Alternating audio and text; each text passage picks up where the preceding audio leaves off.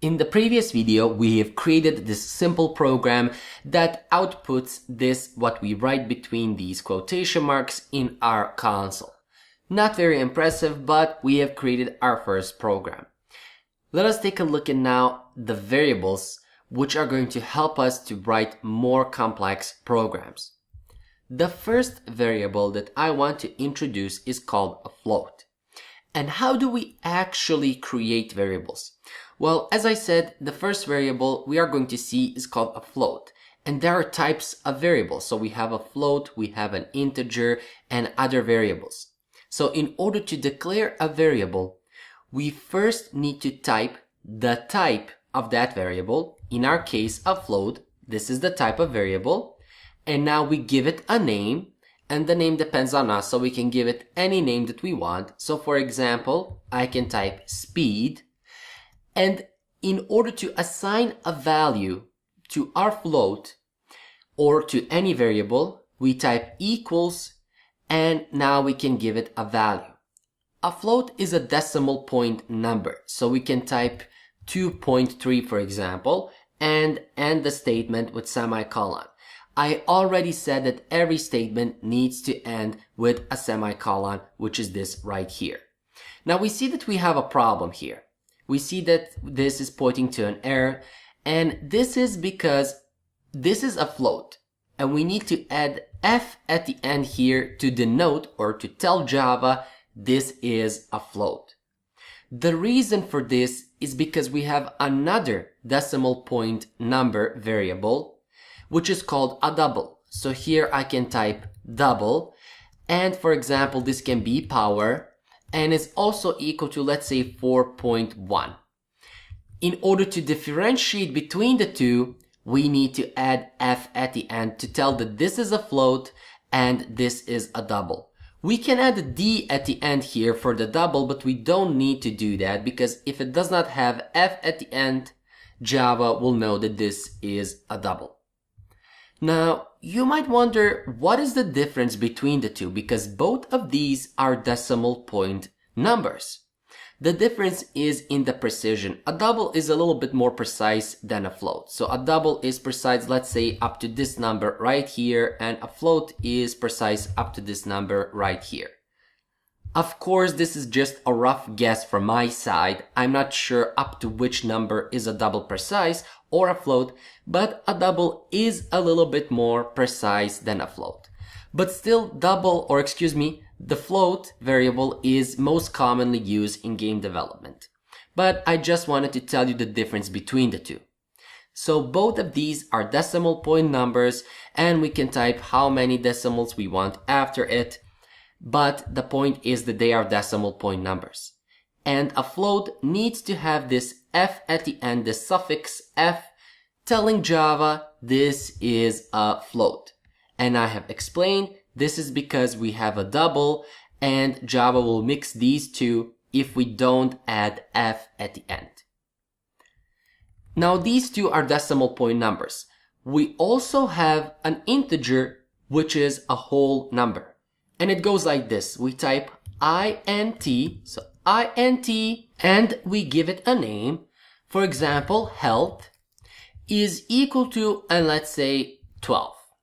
Now this is a whole number. So an integer is a whole number, and we cannot type 12.2. Automatically we get a problem here, and it's pointing to an error, and we cannot run our program. If we want a decimal point number, then we need to use either a float or a double. But integers are whole numbers, and that is that. Moving forward, we have a string. And here you see that this is also a string. So that is that type of variable. A string is a character sequence variable, but it starts with capital S, string, and let's say, for example, name, and it's equal to, and in quotation marks, we need to type to what it is equal to. So we are creating games, and this can, for example, be our player, or we can type here dragon, warrior, whatever we want, but a string is a sequence of characters. So this variable will store anything that we type between these quotation marks. And the last variable that we have is a Boolean variable. And we type it like this, Boolean with double O. And we also need to name it. So I'm going to name it, for example, is alive. And a Boolean variable can only have two values, It is either true or it is false. Booleans are great for conditional statements. And don't worry, if you don't know what is a conditional statement, we will cover that in a couple of videos. But Booleans are used when we have a situation, for example, if we want to test if the speed of the player is greater than 3, then we want to do something, maybe slow down the player or give him a boost. Or we want to test if the speed is less than 3, then we want to do something else. Or for example, we want to test if the player's health is below 0, then the player will die. So when we do that, when we test if health is less than 0, we will get either false or true. That is a Boolean variable. And we use them for conditional statements, which we will see a couple of videos, so don't worry. A brief summary to all of these variables. So a float is a decimal point number variable. So we type 2.3, 2.5. We can also type 2.0. We can also type 2. It's not a problem because Java will automatically convert it into 0.0. But if you want above 0, that is 0.0, you need to type 2.1 or 2.2 or 2.4, so on and so forth. For a float variable, we need to add the suffix f at the end, or otherwise Java will complain because of the double variable, which we have already explained. Java will not differentiate float and double if we don't add this f at the end. For a double variable, we don't need to add d, but we can, but we don't need to add it, because if we don't add f, Java will automatically know, okay, this is a double variable. And the difference between the two is again in the precision. A double is a little bit more precise, so up to this number like this, and float up to this number. Again, I'm repeating, this is just a rough guess from me. I'm not 100% sure up to which number a double is precise or a float, but this is just to paint the picture that a double is a little bit more precise than a float. Integers are whole numbers. They cannot have decimals after them. So we cannot type 12.1, 12.4. Automatically Java gives us an error and we cannot even run our program. So integers are whole numbers. Strings are character sequences. So we write characters between these quotation marks, and that is what our string will represent. String starts with a capital S, because all of these others start with lowercase letter. String will start with capital S. And anything that we put here, warrior, player, enemy, so on and so forth, that will be stored in this name string variable. A Boolean variable is a variable that can either be true or false. So here we put it to be false. We can put it also to be true. So that is it to the Boolean variable. It can only be true or false. It does not have any other values. And as you can see from here, in order to declare a variable, we first need to tell Java which variable we want. So we want a float variable, and then we name that variable. We give it a name which is meaningful for our game, and then we type equals and assign a value to that variable. That is how we declare a variable. So in this case, we have declared a variable float with the name speed, which has a value 2.4.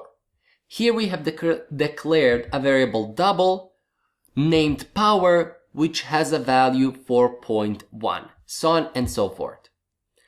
Before we wrap this video up, I want to introduce one more concept, and that is comments. Now, if you can see this above here, this is a comment. Comment will not be compiled by Java and it will not be run. We use comments to document our code. How to document our code? Well, let's say we create a game now, we publish it, so on and so forth. It does great on the app stores, and we decide to add some new features after a month or two. But we have created that game with maybe 10 scripts or 10 classes, wrote 5,000 lines of code, and now we go back after 2 months and we look at that code and we have no idea what is going on. And trust me, this will happen.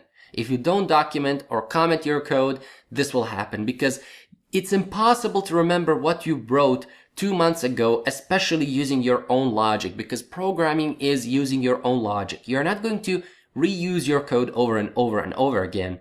Every time you're going to think something different to solve the problem that you have in front of you. And that is why we use comments. So in order to use a single line comment, we use these 2 backslashes. And now this is a comment. Anything that we write in this line will not be compiled, and this is used for us to document our code. And of course, you will write something meaningful. So for example, here we have declared the speed variable. Here we can type, this is the speed of the player. So when you come back to this code after a month or two and you take a look at the speed variable and you see the comment, this is the speed of the player, and you're like, oh, okay, this is the speed that I use to push my player, or this is his maximum speed that he can go. But if you don't write that, then you will need to inspect your code for what is this? Is this the speed of the player? Is this the speed of the monster? So on and so forth. This is a single line comment.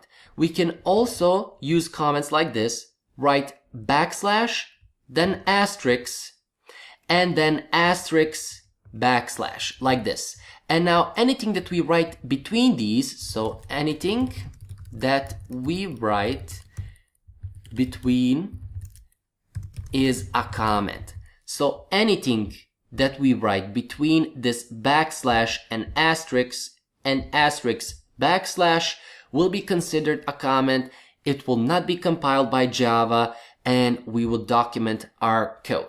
So these are the 2 comments that we can use. These are single lines. If I hit enter here and start typing, this is an error. Automatically we see that all of these letters are red, indicating that this is an error. But if I hit enter here and write anything that I want, all of this is considered a comment and we have no problem. So you can use comments to document the code that you write. You can also document the code throughout this course. You can document your own code, but this is how you can do it. So in short, this was about variables and comments. If something is not clear, please post a question for this lecture and I will answer it. But also don't worry, variables are the foundation of programming. We are going to use them a lot in our game development, so don't worry.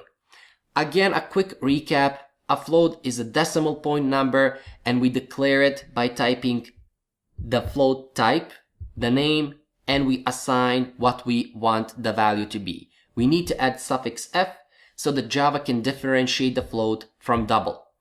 A double is also a decimal point variable. The difference between the float and the double is that a double is a little bit more precise. Integer is a whole number and we cannot write decimal points numbers after it.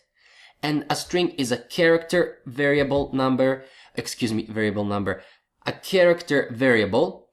And we need to type the characters between these quotation marks. That's really important. If we just type player like this will not work. We see that we have a problem. So between quotation marks, first open close quotation marks, and then write what we want between them. And lastly, the Boolean is a true or false variable. So only true or false the Boolean variable can contain.